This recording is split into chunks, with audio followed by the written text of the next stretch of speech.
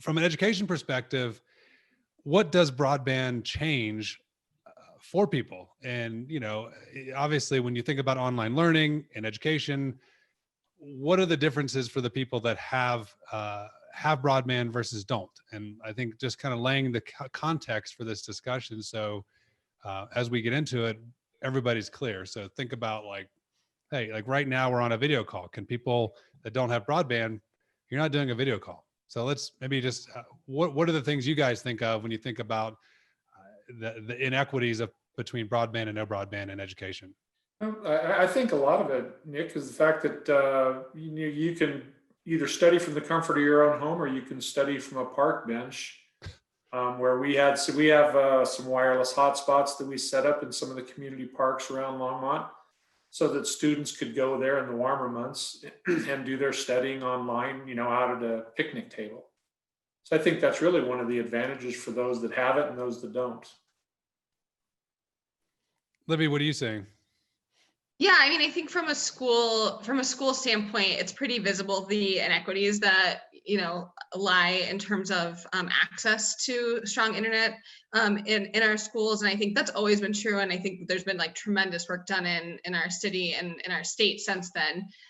But working with a population that's largely students of color, I think it's clear that there is a lack of access or less access for students and families of color. And that has certainly provided a limitation as we've transitioned very quickly. So I know as we made the transition this past spring, our very first part of our work was really around ensuring 100% of our students had access to working technology and to internet. And I think I was impressed with how quickly we were able to close that gap.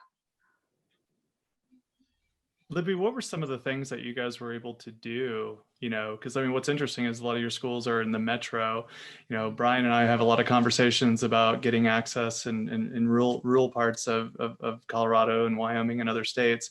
I'm curious to, what were some of the things that you guys were able to do inside the metro? Because it's not just having just the access, it's being able to afford it, right? Yeah, being able to afford it, being in a stable living situation where you can set up internet and have it on a daily basis or throughout the day. But what we really, the first step was really understanding the needs of everybody in our community. And that in itself took a lot of work to reach out to all families and ensure that we really understood what they were working with. And from there, we supported families in applying for support that would help get them internet access. A lot of families are non-English speaking, so even just supporting them through the challenges of working with service providers who don't speak their home language.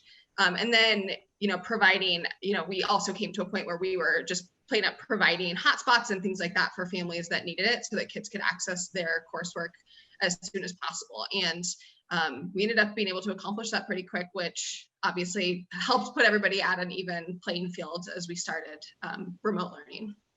I want to go back to a comment Brian made kind of in the introduction around, I guess for the folks in the listening, to this later, let's talk about what are the elements to actually doing education remotely. And I think, I don't have children, so I don't have that issue, but I think trying to be clear on what do you actually need to have to be able to do remote learning and education today? Like laptops, iPads, broadband, I don't actually know. So what are the things that students have to have in order to be successful today in a remote education environment?